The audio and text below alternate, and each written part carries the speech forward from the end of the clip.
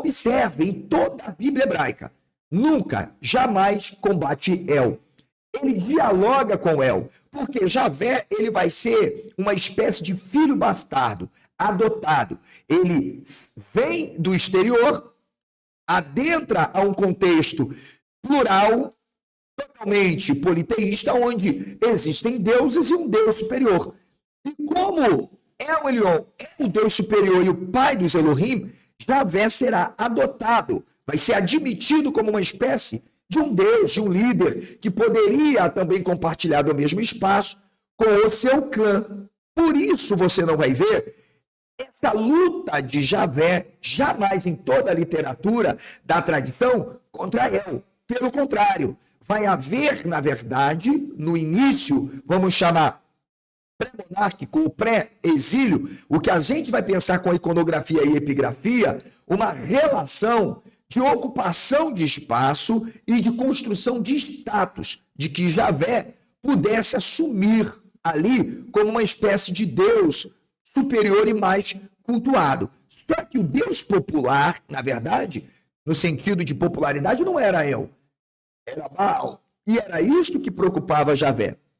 Por isso que o Deus Javé, que é apenas um leãozinho que não amedronta ninguém, um leão que já está começando a ganhar espaço, ele precisará se fortalecer até se tornar o leão da tribo de Judá. Isto você vai aprender no meu livro com uma profunda exegese histórico-social, indiciária, gramatical, buscando uma relação cognato-semântica entre os desenvolvimentos desta língua, compreendendo a intenção dos autores e, sobretudo, nos debruçando aos rastros, aos indícios deixados por esta tradição, onde texto é intencional, narrativa é de intervenção, propaganda tem um objetivo, intervir. Por isso é que Javé, ele prefere assimilar de forma muito mais explícita os atributos de El, esvaziando-se em si mesmo, tá? E substituindo isso para refletir o próprio padrão ali do norte. Quando, na verdade, a gente precisa entender que na história sumeriana, na própria história egípcia, na história fenícia, na história grega, na história romana, nós vamos ter dinastias substituindo outras, fazendo transições, ok? Mas nunca destruindo a própria dinastia, ou seja, o próprio império. Deu para entender? Ou seja, não existe destruição de um Deus superior. Não, o que existe é uma apropriação dele. É por isso que eu acho que eu posso pegar aqui para vocês um livro rapidinho, porque minhas aulas são sempre improvisadas. Nesse livro aqui, os autores vão falar como os romanos, os persas, entre outros, fizeram assimilando os atributos dos deuses, ao invés de uma constante luta de destruição desses deuses. Aqui, olha, nesta obra aqui, que você pode comprar, está aí vendendo-se em várias livrarias, tá bom? Além de outras obras que nós temos como uma referência de pesquisa. Então, veja, a gente precisa entender que há uma luta para tomar a popularidade, assumir o status de Baal, mas nunca destruir. Há uma luta para se apagar a memória de Ashirá, por decorrência ainda de Ashirá, ela ligar os seus adoradores aos seus maridos. Por isso a palavra Balaim, de Baal, a palavra Elohim, de El, deu para você entender? E isso vai ocorrer, evidente, tanto na Suméria, na Síria e no Egito. Por exemplo, na Suméria, nós veremos lugar versus cidades. Olha que interessante, é uma guerra. Na Síria, nós veremos Assur absorvendo os atributos também de outros deuses. E no Egito, nós temos Amon-Ra, que também vai absorver esses atributos. E o Javé, ele é o leão que derrota o touro sem matá-lo. Por isso esse símbolo maravilhoso da Suméria que está passando é a memória que os judaítas, e não poderia deixar de ser, vão herdar como um grupo definido distinto para poder agora criar aquilo que um reino deveria ter: lei, exército, território, templo, casa da moeda e, sobretudo, um líder em comum. Então, veja, é muito mais fácil você fazer com que um reino se submeta ao seu império e assimile esse Deus para você criar uma espécie de ecumenismo que tem a ver com a questão unidade. Por isso que Devarim, né, Deuteronômio 6:4, vai dizer: Shemar Israel, Adonai Eloheinu, Adonai Echad. Ouve, ó Israel, ó Senhor. Esse Senhor é um epíteto, é uma insígnia, é aquele líder que é de uma dimensão cultural e linguística distinta, que concebia essa ideia de autoridade. Agora também é Deus, mas não é só Deus, ele é o nosso Deus. Então veja, quem produz o texto é a tradição sunita. E quem ela diz que é o seu Deus? Elohim, ou Eloheinu, que quer dizer nosso Deus. Então, a gente entende que nós temos um grupo social que está do sul para Judá. O grupo Chassu, ele, na verdade, se apresenta agora em desenvolvimento como uma elite ideológica.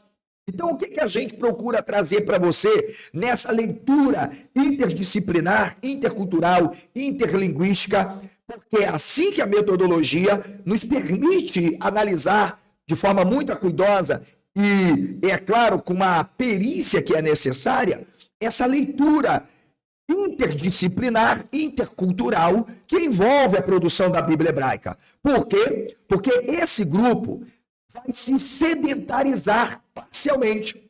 Isso a gente percebe em vários textos. Ele se integra a Judá, de alguma forma, e ocupa a posição de poder como símbolo. Então, não se apaga a memória de Chassu. Esse grupo cria para si sempre em torno dessa insígnia. Por isso que o nome Judá é um nome ligado a si. Por isso que a Jerusalém, que não era Jerusalém, era Jebus, vai ser a vila, o vilarejo apropriado, batizado e conquistado para se tornar uma espécie de cidade-estado até no futuro, uma capital expansionista. Então, esse grupo, ele passa a controlar a narrativa, ele passa a redigir a memória a partir de enfrentamentos posteriores, já que anteriormente ele não consegue se estabelecer como um grupo independente e com o seu líder exclusivo. Ele tem que transformar Javé em um Deus nacional e exclusivo. Só que tem um problema. Com essa guerra não é possível, porque o povo vive em paz. Todo discurso extremo, violento, ele divide. Ele faz com que haja alternativa de escolha quanto representação. Isso é até na contemporaneidade. Todo extremo é perigoso. Somente após o exílio babilônico é que esta compreensão será medida a partir de leitura de outras culturas e mitos fundacionais, é que eles vão compreender. Peraí, agora entendemos por que o povo está ligado diretamente a Baal e El. É quando se constitui a aliança, esse pacto. Não adianta nós lutarmos, combatermos, se não há um pacto, inclusive, de fidelidade, de cuidado e proteção e de construção de um nacionalismo. Então, preste atenção, esse grupo controla a narrativa, ele redige a memória, transforma Javé em Deus nacional. E com isso, a gente chega a uma explicação do porquê a hostilidade sendo sistemática no norte, profetas como Oséias e Amós tentando dizer que o norte está sendo explorado e, portanto, está subjugado, o que é uma mentira. Ok? E lembrando, Amós e Oséias, e eu não estou falando dos deuteros, porque são composições traditivas, esses dois precisam, na verdade, de alguma forma, criar uma teologia de direitos humanos como se o norte tivesse, de fato, oprimido. Lembrem-se que já houve uma queda no norte em 722. O que está se produzindo agora são retroprojeções e revisionismos para que uma história ou uma narrativa se sobreponha à outra. Por isso que nós teremos a demonização do touro em Betel, em Samaria. Por isso que, porque agora tem um templo, mas antes não tinha um templo. Então, enquanto não tinha um templo, Javé também era admitido em Betel. Era possível que Javé estivesse em Betel, mas não havia concentração de renda. Não havia um centro econômico onde esse grupo pudesse se fortalecer. E aqui tem a cereja do bolo. Porque o Javé da aliança foi o Deus que se constituiu único e exclusivo por causa do templo e da monarquia. Sem dinheiro nada se faz. Se você tem dinheiro, você tem 1 milhão de seguidores, você tem capital econômico. Se hoje, por exemplo, você que está me assistindo, eu tivesse recursos financeiros, imagine com o nível de conteúdo, capacidade intelectual, que é inegável que eu tenha, proficiência para debater vários assuntos, sobretudo isso. Comente aqui para mim, se eu tivesse hoje como investir, se eu já não teria mais de 1 ou 2 milhões. Sim, porque ou você chega a isso com capital simbólico, que a gente vai denominar de popularidade, que é quando você ganha esse espaço pela banalidade, como foi o deus Baal, ok? Ou você continua sendo um deus não tão popular, mas apenas independente do ponto de vista de sua soberania, como é o deus El. Ou você continua sendo um outsider, como disse Oswaldo Luiz Ribeiro, um Javé totalmente intruso e estrangeiro que vai continuar submetido aos deuses. Então, veja, eles descobrem o segredo. El tinha um lugar para concentrar a renda, a economia do povo, e Baal também. El era o Baal Berit, portanto, era o Deus da aliança, que recebia a economia popular. Baal também. O diferencial do meu trabalho para grandes nomes da academia, como eu costumo dizer, e com muita vênia, com a máxima vênia, Rafael Patai, Mauro Liverani, Israel Finkelstein, ok, Thomas Romer, entre outros nomes que eu posso, Daniel Flame, ok, Dr. Oswaldo Luiz Ribeiro, é que eu me aprofundei a analisar a Bíblia hebraica internamente, texto por texto, edição por edição, fazendo uma análise filológica possível de construção dessa tradição por meio daquilo que temos em mão, que são os textos, em diálogo total com toda essa cultura, numa leitura que não pode ser dissociável. Deu para entender? E, sobretudo, uma análise intencionalizada a partir de uma leitura de como se produziam os textos também como formas propagandísticas. Porque nada não é não intencional. Então, por isso que a gente tem essa hostilização sistemática do norte, a demonização do touro de Betel em Samaria e a centralização em Jerusalém. Portanto, não é de se admirar que eu procurei trazer na minha tese algo que em nenhum dos livros que eu supracitei você conseguiu vislumbrar isso. Faraó Neco II. A mudança de nome era algo estritamente ligado a uma forma de aliança, de ruptura com sistemas para absorção de sistemas. Era um ato político, não era casual. Ninguém dava ou mudava de nome se não houvesse um pacto. Então, primeiro, para entender a Bíblia hebraica, é preciso você entender a cultura. É preciso entender que os autores estão deixando rastros de como essa cultura se desenvolvia. Ninguém chamava um filho, por exemplo, de Jabes, se não tivesse um significado por trás. O texto vai dizer que ele só recebe este nome porque ele causou dores de parto à mãe. Logo, a mãe só lhe deu um nome, como Jabes, porque houve um fato. Ninguém teria o nome mudado ou recebido de Avram para Avraham se não houvesse um objetivo de mostrar transição e intervenções ideológicas. Portanto, eu, diferente desses autores, operei com uma leitura interdisciplinar, teórica da linguagem, semiótica, filologia, para compreender os jogos em Luiz e Wittgenstein que são praticados pelos autores. Essa é a grandeza da minha tese. Portanto, a gente tem uma, vamos dizer, intuição. Uma intuição, ok? Que é objetiva da própria tradição. E essa intuição objetiva da tradição que é forte, está na mudança, porque eu estou falando da tradição. Então, qual é a intenção dessa tradição? Primeiro, a do faraó Neco, ok? Primeiro, que mudando o nome, se estabelece o domínio. Eliakim, que quer dizer El é exaltado, El é quem levanta, ou El é quem levantou, não pode dominar na tradição judaíta. Porque essa tradição judaíta é essa tradição mnemônica tribal. E, portanto, é uma tradição de domínio elitista. Por isso o nome tem que se chamar Ioaquim. Já não é mais o El quem tem domínio, e sim o Iá.